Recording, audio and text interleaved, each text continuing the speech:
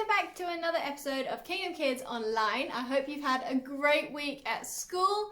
I am missing you all, so make sure you are joining our weekly Zoom so I can see your faces and we can play some games and have some fun together. They happen on Wednesday afternoons, and if you haven't received the information about them, do send me an email and I will send it to you. So today we are continuing our stories in the family tree of the Bible, and today we are talking about Jacob. Now, if you remember from last week, Jacob was a bit of a trickster, and he tricked his father and he tricked his brother to get blessings. Well, today Jacob is the one that's going to get tricked. Well, this week's story starts where last week's story ended, because if you remember, Esau was pretty mad with his brother Jacob, so Jacob ran away. Now, Jacob actually ran to his uncle's house, a man called Laban, and Laban had two daughters, Leah and Rachel, and Jacob fell in love with Rachel.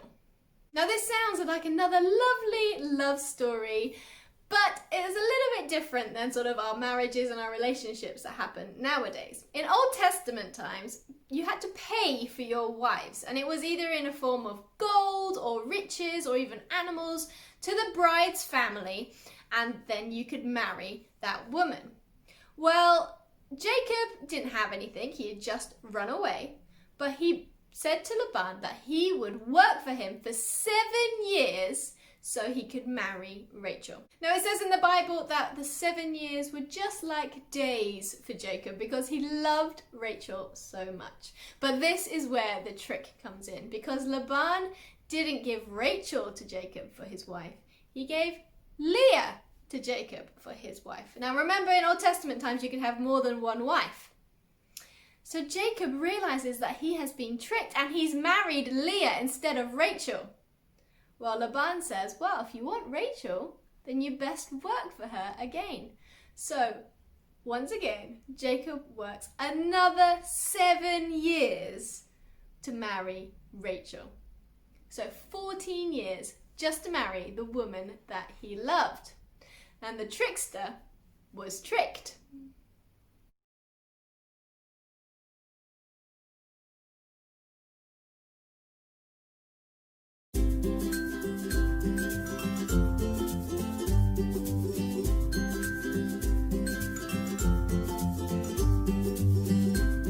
After running away from Esau because he tricked him out of his father's blessing, Jacob ran to his uncle Laban's house.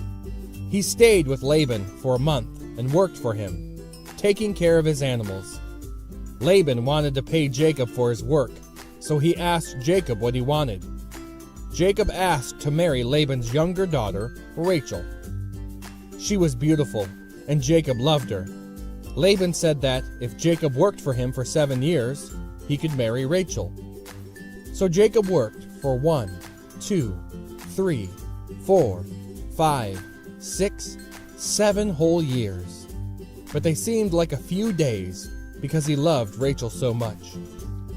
The morning after his wedding, Jacob woke up next to, not Rachel, but her sister Leah. Laban had tricked Jacob into unknowingly marrying Leah. He did that because he wanted his older daughter to be married first. Jacob was furious with Laban. Laban told Jacob he could marry Rachel too, if he waited 1 week and also worked another 7 years. And so Jacob did. He waited a week and married Rachel, even though a man should only have one wife. And he worked for Laban for another 1, 2, 3, 4, 5, 6, 7 whole years. Jacob and Laban were both tricksters, and because of their sins, they caused great big trouble for each other and their families. But the good news is that God can even save the trickiest of tricksters, like Jacob and Laban. Now, this sort of arrangement, well, it led to some problems because Jacob loved Rachel, and that meant that Leah was kind of left to the side. But God knew that Jacob didn't really love Leah, but he made her have children, but not Rachel. So that meant that Leah was looked more favourably for having children. Now Leah ended up having 6 boys and 1 girl, but that wasn't all of Jacob's children. Now one of the things that happened in Old Testament times as well is that a man could also have children with the handmaiden, the helper of the wives. And in this case, Leah had a handmaiden and Rachel had a handmaiden. And Jacob ended up having children with these 2 ladies as well. And each of these ladies had 2 sons each. So let's add up how many children we've got so far. We've got 6 boys from Leah and 1 girl. And then we have 2 children from one handmaiden and 2 children from another.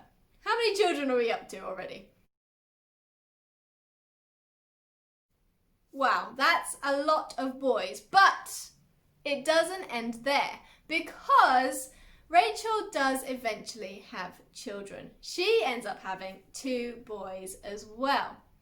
But this is where big problems started because Jacob loved Rachel the most. He also loved the children of Rachel the most as well. And you might recognize these names because Rachel's children, 2 boys, were named Joseph and Benjamin. And of all of his sons, Jacob loved Joseph the most. Now next week we're going to find out what happens in the story of Joseph because it does cause lots of problems with his brothers that he was the favourite of his father's. But that's next week. So we have these 12 sons and 1 daughter of Jacob, and these are their names in order.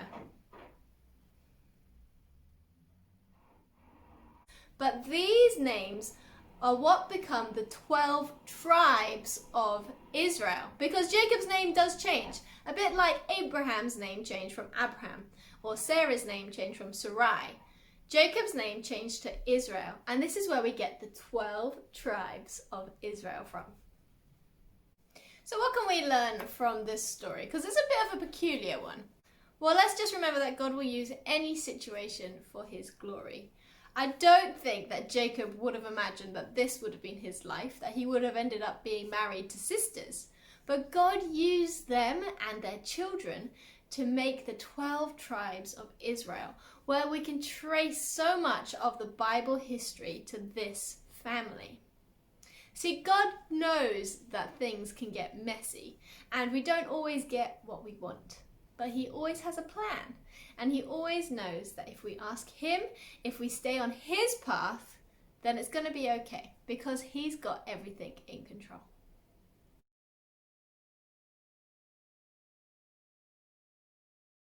So we're going to fill out our family tree for this week, and there's a lot of names to add this time because we're going to add Jacob's 2 wives and then their handmaidens as well, and all of his children. So that's 12 sons and 1 daughter.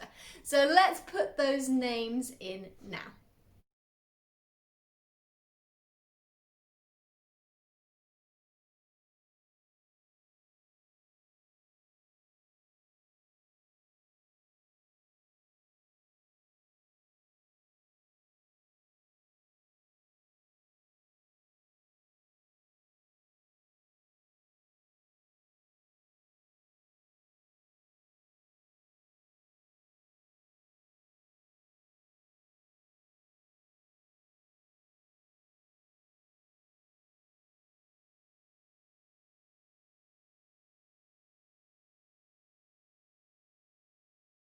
Now that was a lot of names, and it might be easier for you to actually write out the names of the children in order underneath, ready for next week. So in age order, it would be Reuben, Simeon, Levi, Judah, Dan, Naphtali, Gad, Asher, Issachar, Zebulun, Dinah, Joseph, and Benjamin.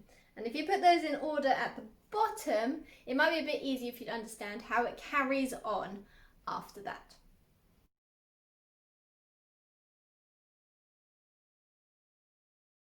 So the experiment for this week is to make some dancing stickmen, but this is done with water.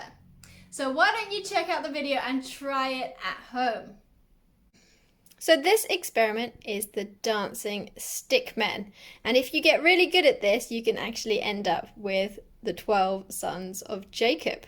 But let's just start with one. So for this experiment, you will need a glass dish of some kind. So it could be a bowl or a tray. This is like a glass pan. You will also need to find a dry erase marker. Any color works. And then you will need some water. So all you need to do is you need to draw your stick figure onto the glass and then very slowly add the water and the stick figure will come up and start dancing. So let's see how it goes.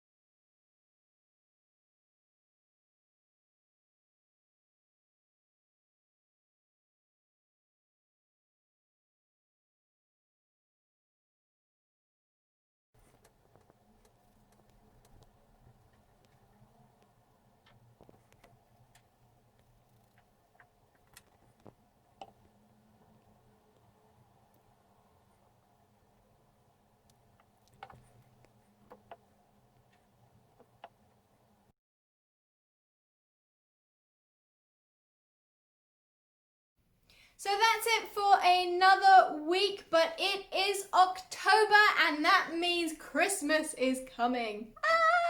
If you haven't seen the notice already, there is a Christmas play that is being done, but online. So if you would like to get involved, and I would love everybody, adults, children, pets even, to get involved with the play.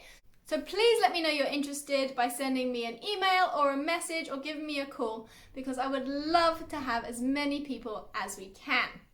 We also have our light party coming up, so keep an eye out for the information about that. It won't be live, it won't be in the church, but it will be online and it's going to be great fun. So I will see you during the week through our Zooms if you are around, but if not, have a great week and I will see you next Sunday. Bye!